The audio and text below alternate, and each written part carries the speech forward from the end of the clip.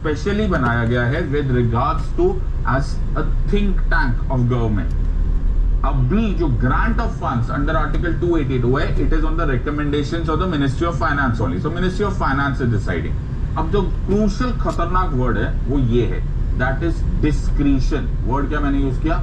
Discretion of the union government, मेरी मर्जी। Okay, so article 282 gives what is called as discretionary powers to the union government, कि जो मर्जी powers, जो मर्जी तुम्हें ग्रांट देना दे दो, नहीं देना नहीं दो।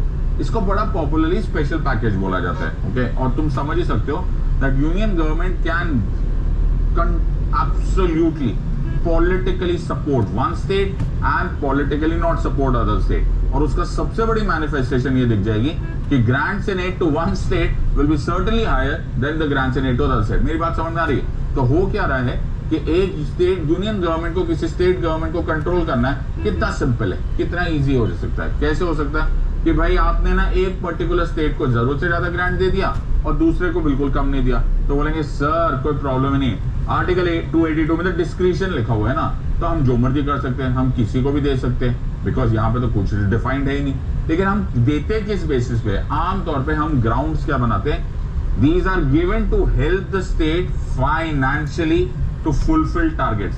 तो पेपर में तो ऐसा नहीं लिख सकते ना कि भाई हम तुम्हें पॉलिटिकली दे रहे।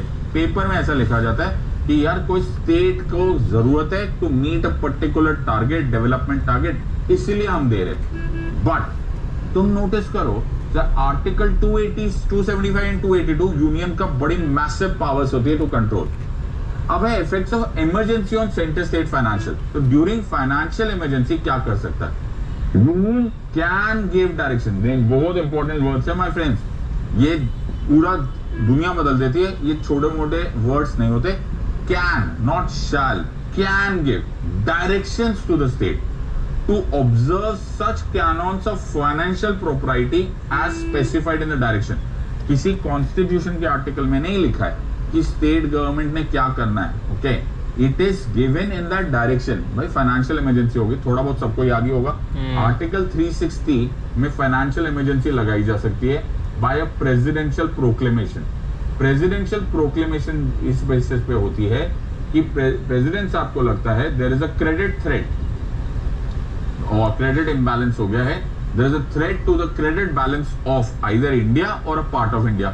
तो सर अब मैं कैसे कंट्रोल करूं? क्या फाइनेंशियल इमरजेंसी भगवान की दया से इंडिया में कभी भी नहीं लगी, लेकिन अगर लग जाए तो the situation here is union को पावर्स होती है कि वो स्टेट को कोई भी ऐसी डायरेक्शन दे कि फाइनेंशियल प्रोप्राइटी मेंटेन करे। अब ये क्या हो गया? अब तुमने ये बात ना आजकल पाकिस्तान में सुन रहे होंगे, वहां पर भी कुछ ऐसे फाइनेंशियल इमरजेंसी जैसे हालात बन चुके हैं। ओके, मे बी वो लोग अभी तो फॉर्मली नहीं डिक्लेयर किए, लेकिन पॉसिबल है। तो वहां पे अभी हाल फिलहाल में आपने देखा होगा कि वहां पे बोल रहे हैं कि जो जिनमें प्राइम मिनिस्टर है वो भी यू नो नॉर्मल एयरलाइन से ट्रैवल कर रहे हैं। ओके, वो जो वेकेशन की कॉस्ट है, अपनी गवर्नमेंट ऑफिसर को उनको बोले नहीं नहीं नहीं नहीं तो वेकेशन पे नहीं जाना। इनफैक्ट मैंने जहां तक सुना है, पता नहीं वो मजाक है कि सच है, बट पॉसिबल भी है कि वो बोले कि गवर्नमेंट में जो भी पेपर पे प्रिंटिंग होती है, जो भी लेटर, नोटिफिकेशन, नोटिस बनता है, वो पेपर के दोनों साइड पे प्रिंट करो। जरूरत पड़े तो करना पड़ेगा। Okay, why? बिकॉज पैसा नहीं है। इसको बोलते हैं फाइनेंशियल प्रॉपर्टी। अब जरूरी नहीं कि किस हद तक हो, डिपेंडिंग करता है क्या रिक्वायरमेंट है। तो हो सकता है ऐसा बोल दिया जाए कि चीफ मिनिस्टर साहब आपकी जो गाड़ियां जा रही है, 15 गाड़ियां साथ में जा रही है, 15 मत करो, 4 कर दो, 4 नहीं 3 कर दो। In other words the union can give any such directions to the state. और क्या वो डायरेक्शंस है वो उस डायरेक्शन में लिखी होगी, या क्या वो सजेशंस है वो उस डायरेक्शन के पेपर में लिखी होगी। फिर इसमें एक और होता है कि union can also give direction to the states to reduce the salaries and allowances of all people serving in connection with the affairs of the state, including judges. Now, this is a very crucial part because पहली बार अगर तुमने notice किया तो पहली बार judiciary पे control आया। Otherwise 352, 356 that is presidential the national emergency and presidents rule में, वहां पर आपको इफेक्ट ऑन जजेस या जुडिशरी कभी नहीं दिखाई देता।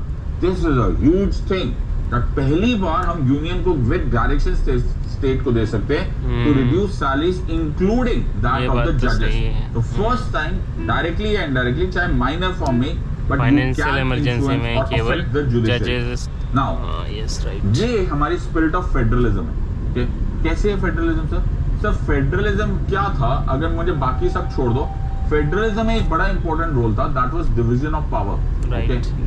डिवीजन ऑफ पावर में अगर तुमने नोटिस किया, और हमने अभी 3 वीडियोस कर चुके हैं हम सेंटर स्टेट रिलेशंस के, तो हमने नोटिस किया यार, हमने जब लेजिस्लेटिव पावर्स का किया तो भी हमने नोटिस किया कि ज्यादातर it was the union which was dominating. तो आर्टिकल 245 टू 255 जो तुमने देखा, तो तुमने ज्यादातर देखा यूनियन वाज डोमिनेटिंग। ओके, कोई प्रॉब्लम नहीं, बट फिर भी ऐसा नहीं था कि स्टेट्स बिल्कुल ही डिपेंडेंट थे। There were quite a few things जो हम स्टेट के होते हुए भी यूनियन लॉ के खिलाफत में, या हम देख सकते हैं there is repugnancy and so on and so there were multiple things. Okay, then we saw administrative. अगर मेरा प्रीवियस वीडियो देखोगे उसमें भी हमने देखा 256 से 263 ऐसा नहीं था कि कंप्लीटली यूनियन डोमिनेट कर रहा। हाँ है, 60-70% तुम्हारा कंट्रोल है, लेकिन डिड यू